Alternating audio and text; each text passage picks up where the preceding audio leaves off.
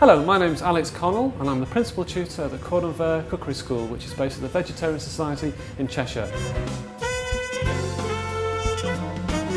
Today I'd like to show you how to make vegetarian shepherd's pie.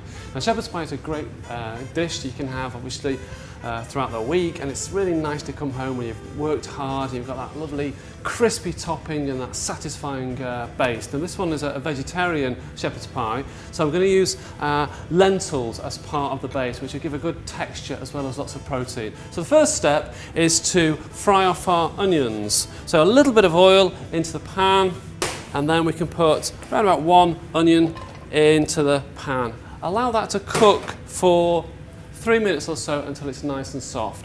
While the onions are cooking, I'll just go through the rest of the ingredients. Obviously we've got carrots, mushrooms, lentils. Now these are cooked lentils, so just simply drain them and then you can add them. We've got herbs, any herb you fancy. We've got oregano, butter, parsley, anything you want.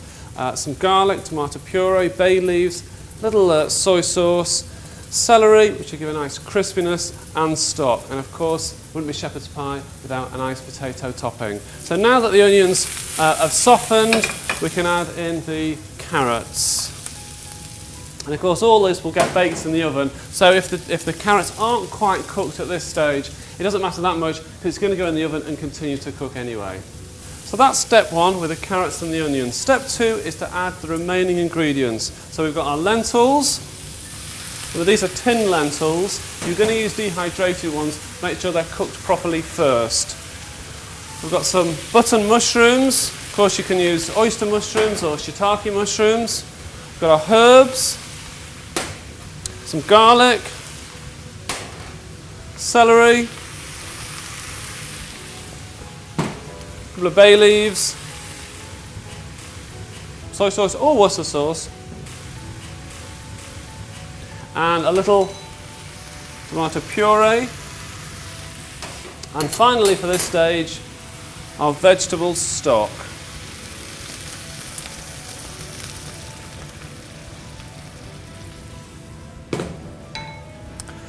Give it a little stir and allow this mixture to cook for 15 minutes or so.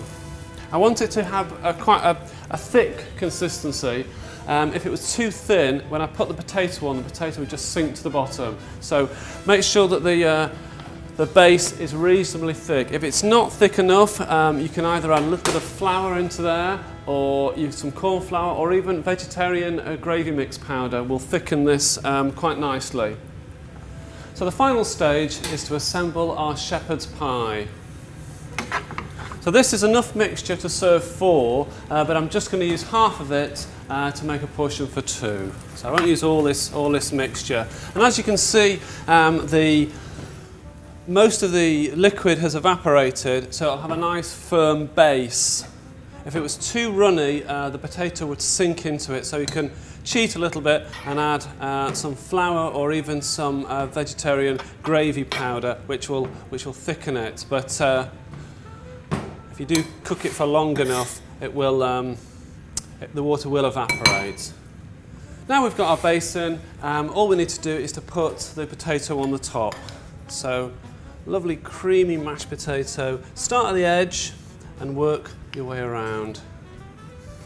And then just use the back of a fork just to pull it to the edge. And that will seal the pie and stop any of the juices escaping, because if they do, they'll rise to the surface and start to spread and it'll get a bit gooey. So what I want is a nice crispy top.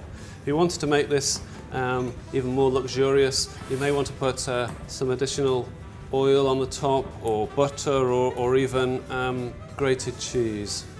So we'll pop this into the oven for approximately 25 minutes at 180 degrees, and then it should come out and it'll be nice and crispy on the top, perfect for that winter's day. The shepherd's pie's been in the oven for approximately 30-35 minutes, so the topping should be nice and crispy and the base lovely and hot and satisfying. So let's have a look.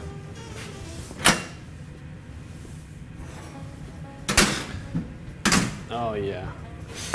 Just right. As you can see that it's got crispy on the top, really, the smell is gorgeous, absolutely fantastic. That's how to make vegetarian shepherd's pie.